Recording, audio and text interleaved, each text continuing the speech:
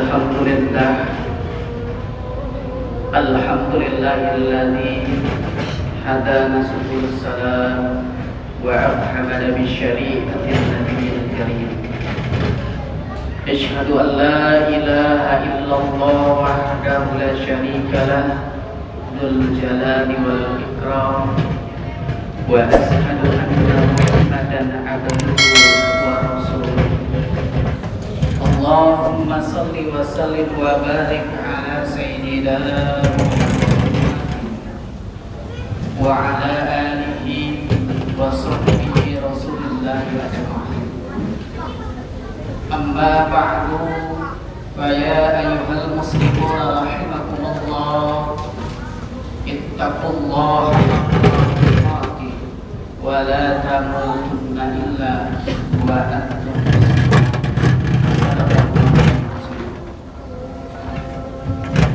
sekedar para pengurus Masjid Jami'ah Muttaqin, tokoh agama, tokoh masyarakat, bapak-bapak, saudara-saudara, hadirin sidang jamaah Jumat yang dirahmati Allah. Pada kesempatan Jumat kali ini, saya angkat sebuah judul khutbah, akhirat dan visi masa depan. Hadirin yang dirahmati Allah Subhanahu wa taala, berangkat dari Quran surah Al-Baqarah ayat 4. Allah berfirman untuk kita. A'udzu billahi minasyaitonir rajim. Bismillahirrahmanirrahim. Walladzina yu'minuna bima unzila ilaika wa ma unzila min qablik wa bil akhirati hum yuqinun. Dan orang-orang yang beriman adalah orang yang percaya dengan apa yang diturunkan kepadamu, yaitu Al-Quran, dan percaya dengan apa-apa yang diturunkan sebelummu, yaitu kitab-kitab sebelumnya, seperti halnya Zabur, Injil, dan Taurat. Dalam kaitan judul khutbah kali ini, yang penting kita garis bawahi adalah wabil akhirati hum yuqinun, bahwa orang yang beriman adalah orang yang percaya dengan keberadaan hari akhir. Hari akhir atau yaumil akhir memiliki padanan yang lain yang bernama yaumil qiyamah, hari di mana ditegakkan seluruh peraturan tatanan, semua balasan secara baik dan benar. Lalu selain yaumil akhir, kita mengenalnya juga dengan kalimat yang lain, yaitu yaumiddin, hari pembalasan, di mana surga dan neraka adalah pilihan kita. Bicara yaumil akhir, orang yang beriman harus produktif, mengimani hari akhir berarti hari-hari setelah hari ini, dan hari-hari mendatang itu adalah hari akhir. Kendati pun hari akhir yang dimaksud adalah hari kiamat atau hari pembalasan. Orang yang beriman, yang percaya dengan rukun iman yang kelima, yaitu iman kepada hari akhir, mengajarkan kepada kita percaya dengan adanya yaumil barzah, di mana pintu gerbangnya adalah kematian. Orang yang beriman kepada hari akhir harus percaya dengan yaumil ba'ats, hari berbangkit. Harus percaya dengan yaumil hasyr, hari di mana nanti kita dikumpulkan di padang mahsyar.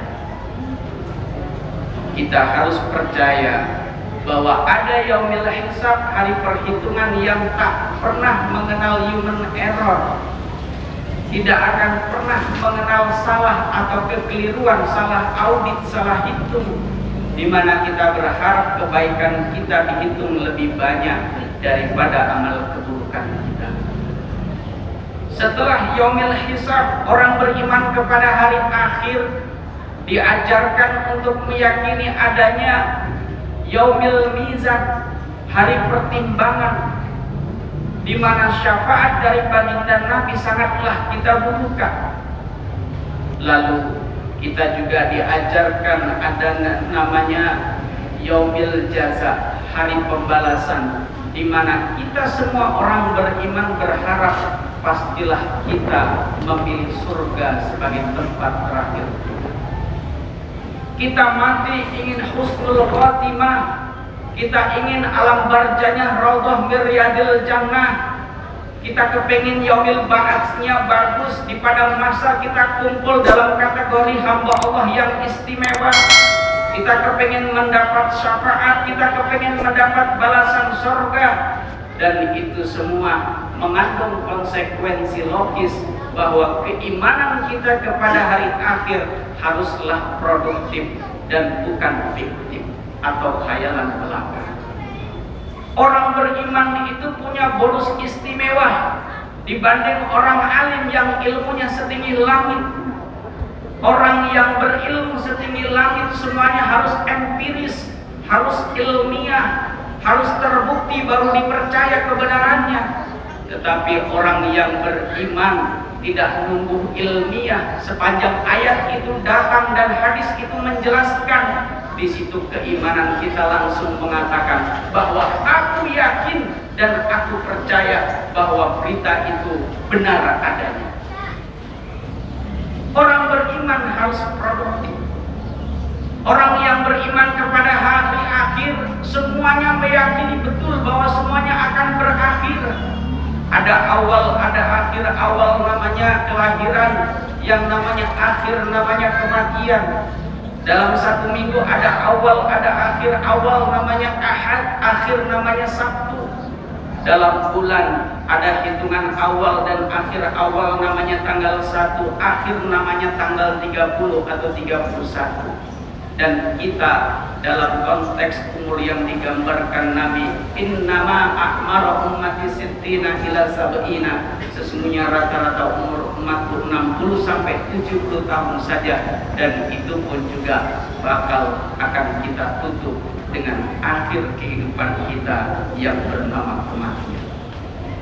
Semuanya punya mimpi akhir yang indah. Akhir dari masa kita lahir adalah lansia, dan semua ingin tuanya indah. Lansianya taat, panjang umur, nang barokah. Semua orang pernah masuk di awal namanya rekrutmen kerja di kantor perusahaan, ada akhir namanya pensiun, kepingin semuanya indah, passive income. Jadi keimanan kepada hari akhir kita ini sesungguhnya adalah produktif sekali. Maka mentadaburi Al-Quran, membangun prinsip keimanan kepada hari akhir, beberapa prinsip harus kita pegang dalam hidup ini, terutama di tengah pandemi. Yang pertama, Ar-Ra'd ayat 11 memberikan motivasi perubahan sebagai prinsip pertama. Innallaha yughayyiru ma biqaum hatta yughayyiru ma bi anfusihim. Sesungguhnya Allah tidak akan merubah nasib suatu kaum sampai kaum itu mau mengubah dirinya sendiri. Bayangkan Bapak Saudaraku, Allah melarang dirinya untuk mengubah hambanya, kecuali kalau hambanya mau berniat bertekad untuk mengubah dirinya, maka Allah akan mengubah hidupnya seperti yang kita mau. Baik menurut kita, maka insya Allah Allah sesuai persangkaan hambanya. Tetapi buruk laku kita dan harapan kita, maka Allah juga akan mendatangkan murkanya dalam hidup kita. Ar-Ra'd 11 mengajarkan prinsip bahwa kita harus punya motivasi perubahan. Lalu yang kedua, Al-Quran juga memberikan prinsip kepada kita dalam Quran surah Al-Qasas ayat 77. Wabtaghi fima ataqallahu darul akhirah wa la tansa nasibaka minad dunya ila akhir ayat.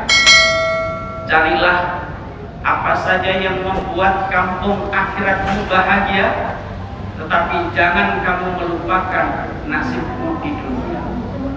Al-Qasas 77 menanamkan, mengajarkan kepada kita akan prinsip keseimbangan. Jangan mau terlena menjadikan choice antara dunia dan akhirat. Doa sapu jagat kita, Rabbana atina fid dunya hasanah wa fil akhirati hasanah wa qina adzabannar, cukup membuktikan bahwa kita punya keinginan tujuan yang sama, yaitu bahagia dunia, bahagia akhirat. Sa'adatul nasfid darain namanya.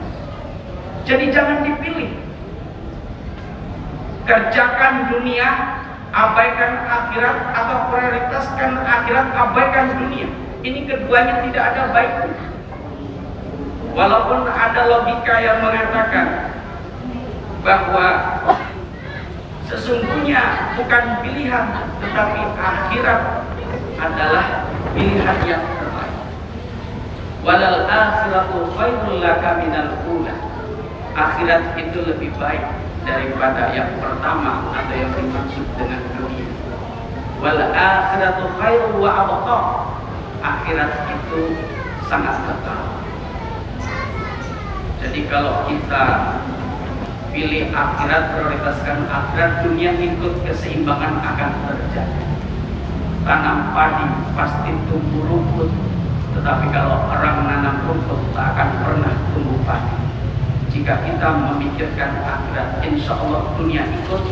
Tapi kalau kita prioritaskan rumput dunia, kita kejar sedemikian rupa, belum tentu akhiratnya juga. Hadirin sidang jamaah Jumat yang dirahmati Allah. Yang ketiga, Al-Hasyr 18 memberikan prinsip kepada kita. Ya ayyuhalladzina amanu taqullaha wa tanzur nafsum ma qaddamat lighad. Wahai orang-orang yang beriman, bertakwalah kepada Allah. Salah satu bentuk ketakwaan yang konkret dalam Al-Hasyr 18 ini adalah bahwa setiap diri telah mempersiapkan apa yang sudah dipersiapkan untuk hari esok. Buat program berjangka, apa yang diprioritaskan, mana yang diutamakan, tapi kemudian tidak abai dengan yang lain. Buat hidup berjangka agar kebahagiaan kita perfect adanya, dan kehidupan kita, harapan kita tidak hanya angan-angan belaka. Dan terakhir, prinsip yang perlu kita kembangkan dalam hidup kita adalah An-Nahl 97. Man 'amila shalihan min dzakarin aw untha wa huwa mu'min fala nuhyiyannahu hayatan thayyibah. Siapa saja yang beribadah, berjuang, beramal soleh, baik laki-laki ataupun perempuan, sepanjang itu didasarkan pada iman, maka kami berjanji kami akan memberikan kehidupan yang terbaik, kata Allah. Dan mudah-mudahan kita adalah orang yang istiqomah dengan ibadah kita, dengan amal soleh kita, dengan perjuangan kita yang lillah. Dengan itu insya Allah Allah akan memberikan kehidupan yang terbaik ala kulli hal, dalam keadaan ada wabah atau tidak wabah, dalam kondisi panen atau peceklik, dalam kondisi penghujan atau kemarau, dalam kondisi apapun Allah akan memberikan yang terbaik kepada kita. Mudah-mudahan 4 prinsip yang direkomendasikan Al-Quran kepada kita ini menjadi pegangan nyata bahwa keimanan kita kepada hari akhir akan produktif, tidak hanya menguntungkan secara duniawi, tetapi secara ukhrawi, husnul khotimah, dan kita semua Allah masukkan ke dalam surganya. Barakallahu wa lakum fil Qur'anil Karim wa qur rabbighfir warham wa anta khairur rahimin. Allahumma salli ala sayyidina Muhammadin wa ala ali sayyidina Muhammad.